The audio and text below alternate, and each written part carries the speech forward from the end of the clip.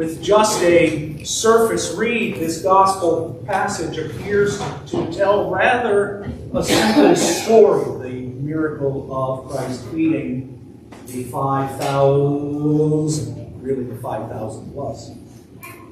But if we think about this a bit more deeply, there's a whole lot more going on. It's referencing both things that have happened in the past and things that are yet to come. We're told that this is a desert place, and there is a miracle of folks with almost no food being fed.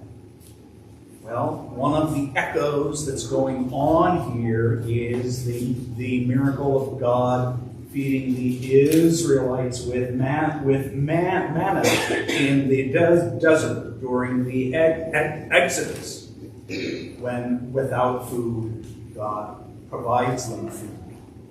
There's also a reference here back to the life of the prophet Isaiah, when he performs a similar miracle for a much smaller crowd. But I hope we listen carefully to the words, because the words tell us what it's looking forward to. He took bread in his hands, blessed it, broke it, and gave it to them. They're the same words that lead us into the Last Supper. They're the same words that lead us into the consecration of the body and blood of Christ. And if we wanted to look at this a different way entirely, this miracle takes place not very long after the execution of John the Baptist.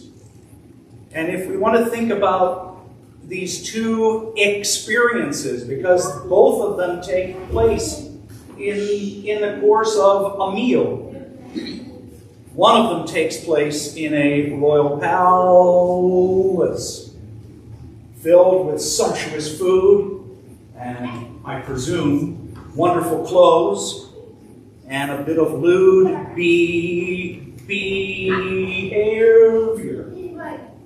But the endings of the stories are very different.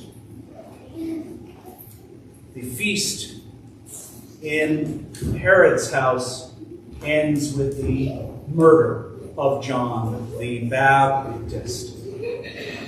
Here we have, with Christ, a simple meal, bread and fish.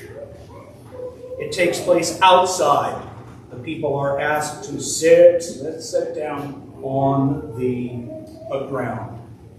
And what leads up to it is the sick are being cured. People are being given new life. Herod's meal leads to death. Christ's meal leads to new life. And again, that new life, which is given here in a physical sense, is going to be followed up by the spiritual meal of the Last Supper with the body and blood of Christ, which we commemorate and reenact every week.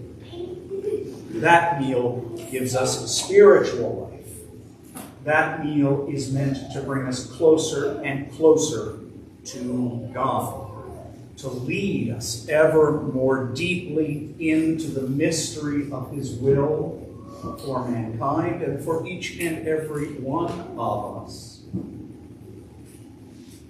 We have, as a very early document of the Church says, a very simple choice between two things.